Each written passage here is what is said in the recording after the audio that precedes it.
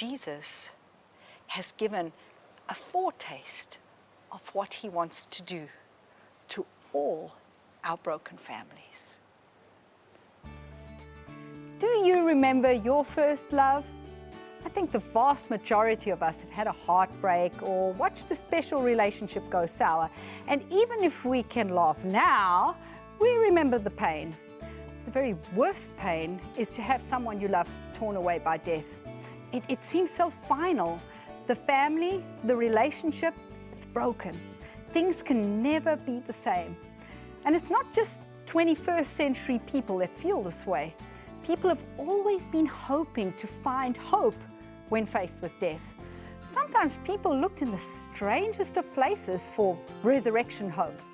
We have Dr. Benjamin Baker with us, and he's going to participate in our hands-on segment. Now, Benjamin has brought along a big egg, peanuts, an Egyptian scarab beetle.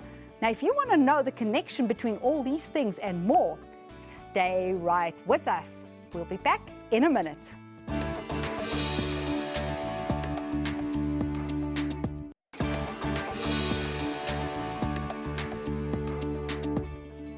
Benjamin Baker is no stranger to Storyline. I'm sure you'll recognize him. And we have him back again. A historian to take us on a guided tour back in time is always a treat. Now, last time I think we were talking about time and clocks on Hezekiah's story, so it's really good to have you back with us. Welcome to Storyline. Nice to be back. This is my favorite show on TV. You had to say that because you were here. Well, it is great to have you anyway. Thank you. Now, you've brought very exciting things along. Where can we begin? They seem kind of disconnected. Wait, I think here is a connection. What is this? That's an Egyptian tomb. Egypt. Yes. I think pharaohs, kings, probably the most common one that our viewers will also recognize is King Tut. King Tut. Yeah. And he was probably the biggest name in Egyptian history. Right. It's the largest discovery. Was he really the most important king? No. In fact, he was very obscure. Very obscure. He's not included in many of the extant documents or hieroglyphics or. But he had great funeral garb. Definitely. Now, I've noticed that in some of his things, he has this. What is this? That is a scarab beetle. Okay. As you can see, it's very intricately carved because the beetle in Egyptian culture was considered sacrosanct. It was considered sacred. Okay, now this is actually a dung beetle, right? Yes. The little beetle that uses its nose to push a ball of dung. How could that land as a sacred object? Well, that's a very good question. I think these days beetles to us are nuisances, but to the ancient Egyptians, they saw this scarab beetle. They saw a beetle, and it formed a ball out of the dung, and the male would push it into a hole, and then the female beetle would come and lay her eggs in the dung. Okay. The eggs would hatch, and they would very small, very minute. Yes. And they would eat the dung, and then they would emerge out of the hole. And so the Egyptians saw them as sort of self-perpetuating, coming out of nothing. Buried and then wham, they're back again. Yes. And so they were signs, they were icons of self-regeneration, renewal, and self-perpetuation. And a hope. Yes. That there'll be something coming back at some point. Right. From a dung beetle. Okay. Well, let's move away from dung beetles and Egypt. Oh, they look pretty. Butterflies. Butterflies. Yes. No. And I think pretty much every culture has tremendous respect and awe and wonder. Oh, I like butterflies. For butterflies. We can go from ancient Mexico, China, Egypt. Every culture has given special prominence to butterflies because, as you know, the cocoon process. Right. How they come out of the cocoon, they represent regeneration. Well, it's life. also, it seems to be like a coffin or something that the little thing is in there, and for all intents and purposes it looks dead. and then suddenly you have something much more glorious come out than what went in originally. This gorgeous creature comes out full of life, moving rapidly and wings fluttering, and every culture saw great meaning and significance in the life of the butterfly, odyssey of the butterfly. Yes, and they're pretty to look at as they flash along on beautiful wings. Well, this we have here a great big egg. I guess I can see a connection between egg and cocoon over here. What kind of egg is this?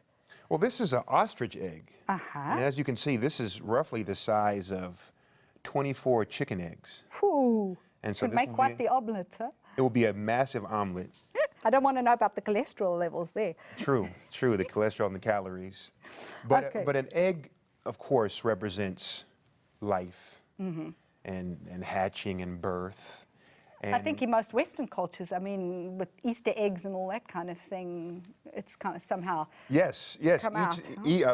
An egg is a symbol of resurrection for us in Easter, and there was a monk named Bede in the 8th century who first he tried to trace the origins of Easter, and he came up with the Anglo-Saxon goddess of fertility.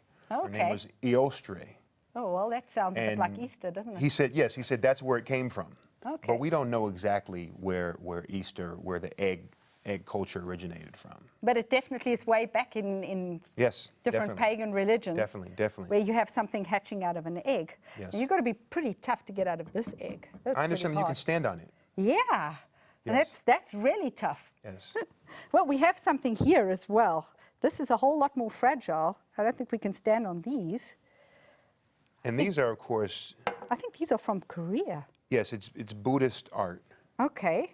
And the Buddhists have a history of resurrection mythology, resurrection legends.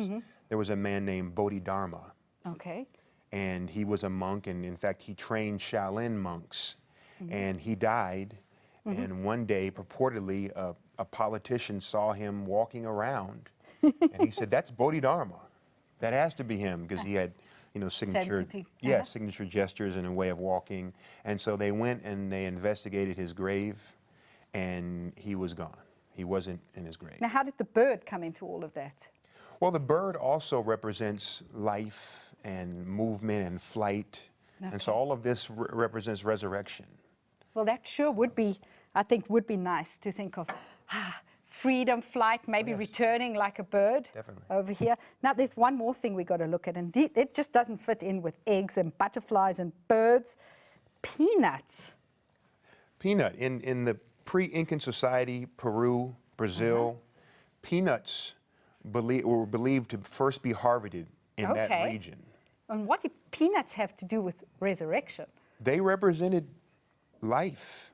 And rebirth, the kind of, you break open the shell, and this almost resembles a coffin. Well, at least I guess that's the way they would also embalm people in these big bundles. Similar to a cocoon, almost, and so you break it. And so the pre-Incans, the indigenous people of the Americas, would actually place these in the tombs, in the mounds, for burial, and they'd often reproduce them with gold. They make them gold and double the size, and silver, and so they would wear chains and all. Well, this is fascinating, and right down to peanuts.